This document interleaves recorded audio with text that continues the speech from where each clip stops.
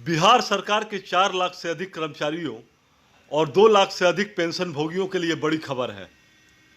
बिहार सरकार ने उनका महंगाई भत्ता 4% तक बढ़ा दिया है। अब इनका महंगाई भत्ता 34% की जगह 38% हो गया है। 1 जुलाई 2022 से महंगाई भत्ता को स्वीकृति मिली है।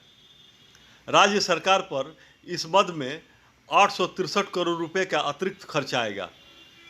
कुल मिलाकर नीतीश कैबिनेट ने 21 एजेंडों पर मुहर लगाई है। सूखाग्रस्त क्षेत्रों के लिए आकस्मिक निधि से 500 करोड़ रुपए के आवंटन को स्वीकृति दी गई। इसके अलावा राज्य के 11 जिलों के 96 प्रखंडों को सूखाग्रस्त घोषित करते हुए प्रभावित परिवारों को प्रति परिवार के हिसाब से 3,500 रुपये की सहायता राशि देने की स्वीकृति दी गई है। इसके अलावा मद्य निषेध विभाग में और राजपत्रित पदों के लिए 905 विभिन्न विश्वविद्यालयों में शिक्षक शिक्षकेतर कर्मियों के लिए 1,420 समेत कई महत्वपूर्ण पदों के सृजन को भी स्वीकृति मिली है। मंत्रिमंडल सचिवालय विभाग के अपर मुख्य सचिव एस सिद्धार्थ ने कैबिनेट की बैठक पर विस्तृत जानकारी संवाददाता सम्मेलन में दी। बिहार कैबिनेट की बैठक में कुल 21 एजेंडों पर मुहर लगी। कैबिनेट ने सैप में कार्यरत 3,953 सेवानिवृत्त शिक्षकों की अनुबंध अवधि 2022-23 के लिए विस्तारित करने की स्वीकृति दी।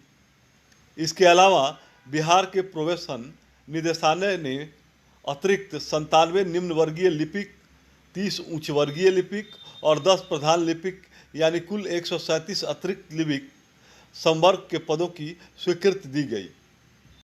उनको उनका डीए जो है वो 34 से बढ़ाकर 38% करने का निर्णय लिया गया है और 1/7/2022 के मद्देनज़र तो सभी हमारे सरकारी कर्मचारी पदाधिकारी और सभी कर्मी जो हैं उनको अब डीए 34 के स्थान पर अब 38% दिया जाएगा और इसमें राज्य सरकार का इस वर्ष करीब 863 करोड़ का व्यय अतिरिक्त होगा और यह सभी कर्मचारियों को जो बढ़े हुए वेतन से अरियर और वेतन जो है अगले वेतन से मुक्त होगा।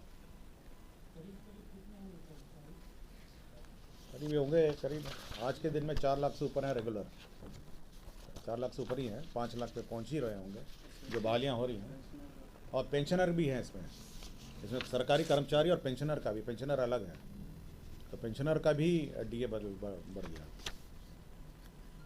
उद्योग के क्षेत्र में भी निर्णय लिया गया है। जो हमारे उद्योग प्रोत्साहन नीति है 2016 है उसमें 2 महत्वपूर्ण संशोधन किए गए हैं। पहला तो है जो गैर प्राथमिकता क्षेत्र है जहाँ पे मैन्युफैक्चरिंग है उनको भी अब उद्योग लगाने के लिए भूमि मिलेगी। उसके लिए जो नीति की कंडिका है उसकी 5/5.2.1 जो कंडिका है उसमें पहले प्राथमिकता क्षेत्र के लिए ही औद्योगिक भूमि आवंटन की जाती थी। अभी उसको संशोधन करके विभिन्न औद्योगिक परियोजनाओं के लिए अब भूमि आवंटन हो सकेगी। तो जो ज़मीन है वो अब सभी उद्योग जो मैन्युफैक्चरिंग करेंगे राज्य में उनको उपलब्ध हो सकेगी। साथ ही साथ 4 महत्वपूर्ण क्षेत्र हैं जो पूर्व में प्रतिबंधित थे, जो नॉन मैन्युफैक्चरिंग सेक्टर्स हैं, जो गैर मैन्युफैक्चरिंग सेक्टर्स हैं उसके लिए भी मंत्रिपरिषद ने निर्णय लिया है कि ये जो उद्योग की भूमि है वो आवंटन हो। पहला है आईटी पार्क, जिसमें design and development of software के लिए अब ज़मीन उपलब्ध हो सकेगी। कॉल सेंटर है, ऑनलाइन परीक्षा केंद्र है और इलेक्ट्रॉनिक फैब्रिकेशन है। तो इन सभी के लिए जो हमारे भूमि जो औद्योगिक भूमि है, बियाड़ा की भूमि है, वो उपलब्ध हो सकेगी। Startup coworking space and startup hub है, किसी को स्टार्टअप स्पेस और कोवर्किंग स्पेस और हब बनाना है वह भी अब उद्योग की ज़मीन पे लगा सकेंगे। ग्रेड ए वेयर हाउसेस, आपको जानते होंगे जो मेजर हमारे राज्य के जो बड़े बड़े लॉजिस्टिक कंपनियां हैं वो ग्रेड ए वेयर हाउसेस, ये गोडाउन नहीं होता है, ये ग्रेड ए वेयर हाउस होता है जिसमें ऑटोमेटेड लॉजिस्टिक्स होता है। उसके स्थापना की स्वीकृति किसी दी गई कि आप स्थापना कर सकते हैं। और research lab and testing lab है, यह भी स्थापना आप औद्योगिक क्षेत्र में कर सकते हैं। ये सभी गैर मैन्युफैक्चरिंग है लेकिन एक एग्जम्पशन के अंडर ये 4 कैटेगरी हैं, उनको बियाड़े की भूमि आवंटन के लिए निर्णय लिया गया। साथ ही साथ एक और निर्णय लिया गया कि 2016 या जिन्होंने 2011 की नीति में कुछ सुविधा प्राप्त कर लिया है और किंतु 2016 में उन्होंने अपने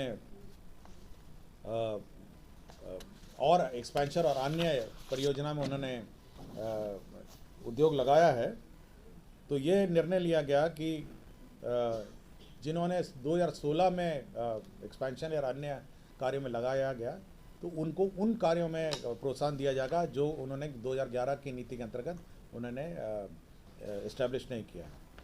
तो हुआ ये था कि जब एक बार आपने औद्योगिक नीति के अंतर्गत आपने सुविधा प्राप्त कर ली है तो दूसरे औद्योगिक नीति के अंतर्गत आपको सुविधा देनी था, तो ये संशोधन किया गया है।